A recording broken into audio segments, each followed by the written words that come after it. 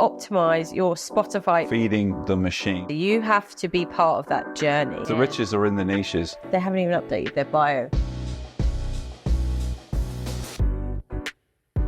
So in this episode, we're going to talk about how to really optimize your Spotify profile. Spotify is a data-driven platform, right? So we are going to talk to you about all of the things that you can do to allow users to stay on the platform and continue to listen to you and follow your journey. So what sort of tips can we give to people about Well, this? number one, become more discoverable. Become as discoverable as you possibly can. And that isn't just, funny enough, putting up a song and then hoping that everything works out. Yeah. It's a little bit more than that. It's looking at your profile picture, your bio, your if you've got Canvas set up, if you've got your own playlists, if you've got your favorited certain tracks. Yeah. Ultimately, you are feeding into the algorithm. So you're feeding the machine, as they like to call it. Yeah. And you have to almost have a checklist, really, of things that you need to do so that Spotify's algorithms can discover your music and help you get higher up on those playlists and noticed by the audience that you want to reach. Yeah. So what it is what Spotify want each user, so everybody like you and I, to go on there and actually discover music and actually have the best experience in discovering music and artists and bands or whatever. So they don't want you to come across something that you don't like and then possibly come off the platform, switch off. They want you to be able to go, oh my God, this is great, and then kind of go on a bit of a journey. So you have to be part of that journey. So you touched on a few things, some really big things. One thing is a lot of artists that we come across, they haven't even updated their bio. Okay, really, really simple metric that you can do. Update your bio, almost say who you sound like, okay? Because again, that feeds into the whole kind of system of Spotify.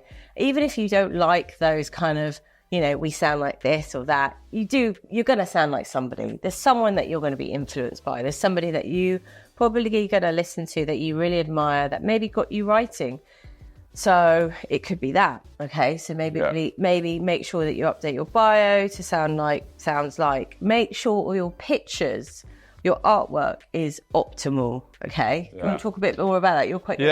I think definitely, like, when it comes to like what you just said there, make yourself clear across all parts of the profile. So help the audience understand what you're about, what your type of music is about, what the sound is. Yeah. Make yourself discoverable but not confusing. Yeah. So you don't want a picture that doesn't really reflect the type of music that you're making, or a bio that doesn't reflect it, or a playlist that has a hodgepodge of tracks that doesn't really sound like the music you're putting out. Yeah. You want to make sure everything's nice and cohesive so that the machine can discover you and present you to other people who would most likely be into that style of music or that genre or that mood at that particular time, and then want to listen to you. So yeah, that's really good. And things like utilize all the additional facets that Spotify have.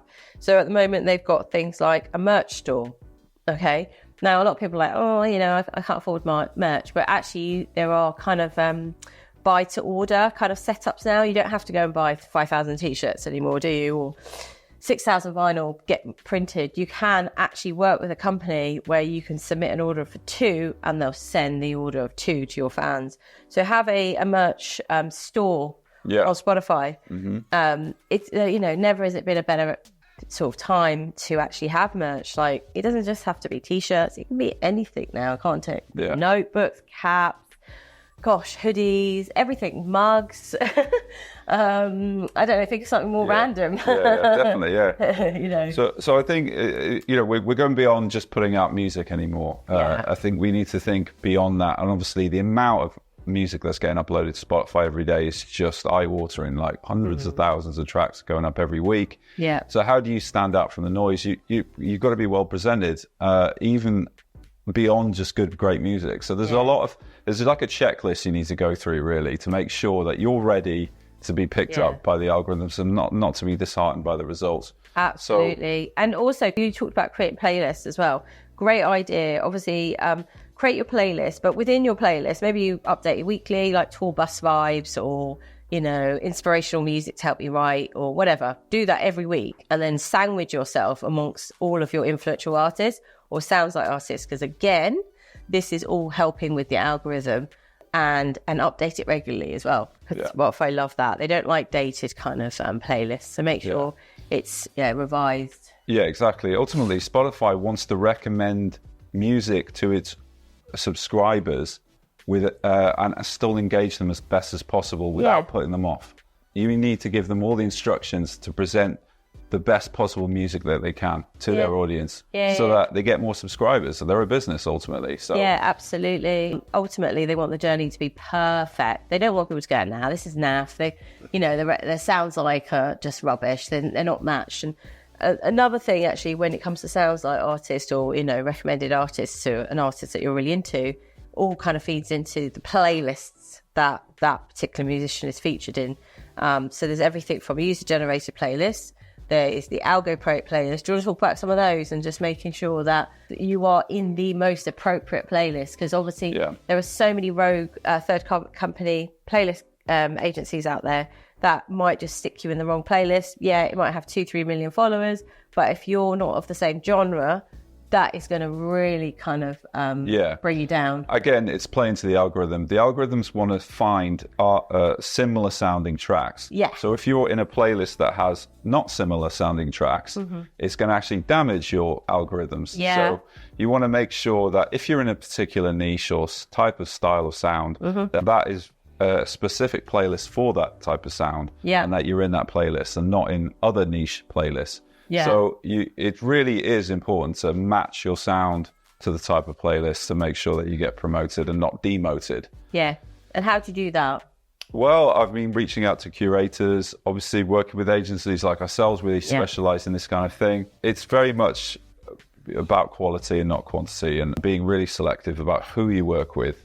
Obviously, we've spoken in previous episodes about bots. That's a major thing to watch out for. Yeah. Again, we can't re-emphasize just how important that is, avoiding the bots. Yeah. But also, like you say, matching your sound to the correct playlist so that the algorithms can pick you up is really important.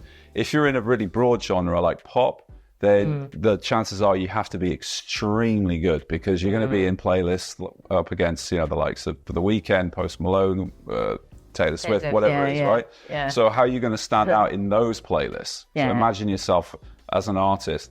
And I would recommend to artists who are starting out, maybe just go into your niche a little bit more, because the riches are in the niches. And that's where you can start to build a bit of a profile, stand out a little bit, maybe not be so competitive with all the more generic pop stuff. Yeah, yeah. And so, I think you got to sort of think about it in the big picture.